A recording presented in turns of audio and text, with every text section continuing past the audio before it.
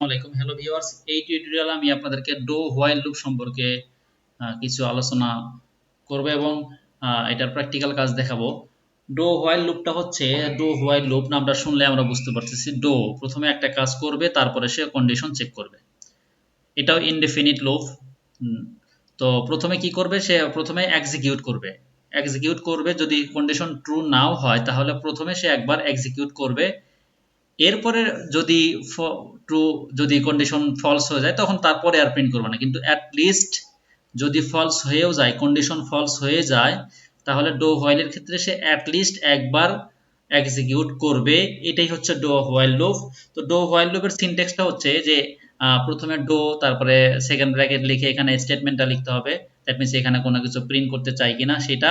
এরপরে হচ্ছে হোয়াইলের condition check করব।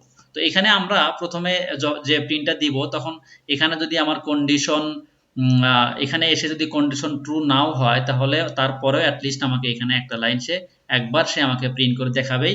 এবং এক্সাম্পলটা হচ্ছে এরকম যে আমি একটা ভেরিয়েবলের ইনিশিয়ালাইজ করলাম, তারপরে হচ্ছে ডো, এই যে সিনট্যাক্স এইভাবেই যে ডোর মধ্যে আমি একটা প্রিন্ট করব, তারপরে হচ্ছে ইনক্রিমেন্ট করলাম, এরপরে শেষে এসে এখানে কন্ডিশন চেক করতেছি। তো আমার যদি এখানে কন্ডিশন কোনো কারণে ফলস হয়েও যায় তারপরেও কিন্তু আমাকে এই লাইনে সে প্রিন্ট করে দেখাবে। তো এই জিনিসটা আমরা একটু প্র্যাকটিক্যালি দেখব। আমি ওয়ার্ডপ্যাডে চলে আসলাম, এখানে এসে আমরা প্রথমে লিখবো হচ্ছে ডো, এরপরে সেকেন্ড ব্র্যাকেটের মধ্যে আমি কোনো লাইন প্রিন্ট করছি। এখানে আমি জাস্ট সিম্পল আমি আগে এখানে ইনিশিয়ালাইজটা করে নিব, ইন্টিজার আই ইকুয়াল 0। এরপর হচ্ছে আইটাকে আমি প্রিন্ট করলাম এবং এখানে আইটা হচ্ছে আমি ইনক্রিমেন্ট করে দিচ্ছি। এরপরে এখানে এসে হোয়াইলটাকে আমি কন্ডিশন চেক করব। হোয়াইলের মধ্যে আই লেস দেন সাপোজ 5 লিখলাম, আই লেস দেন 5। এখন আমি এটাকে রান করি।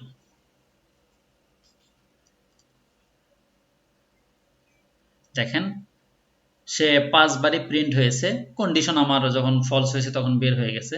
তো এখন এইখানে আমি যদি দেখি যে অ্যাটলিস্ট একবার প্রিন্ট করে, এই কথাটা বললাম, আমি যদি এখানে একবার একটু এখানে ভ্যালুটা চেঞ্জ করে দিই, সাপোজ আমি 6 দিলাম। এখন দেখেন আই এর মান যেখানে 6, আই ডেফিনেটলি 5 এর চেয়ে ছোট, অবশ্যই ছোট।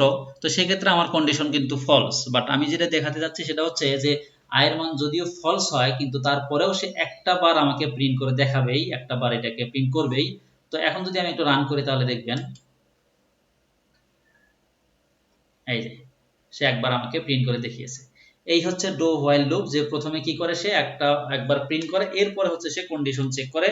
কোনো কারণে কন্ডিশন ফলস, যখন ফলস হবে তখন বের হয়ে যাবে। আর যদি একেবারেই কন্ডিশন ফার্স্ট টাইমেও ফলস হয় কিন্তু তারপরেও সে একটা বার প্রিন্ট করে দেখাবে। এটা হচ্ছে ডো হোয়াইলের কাজ।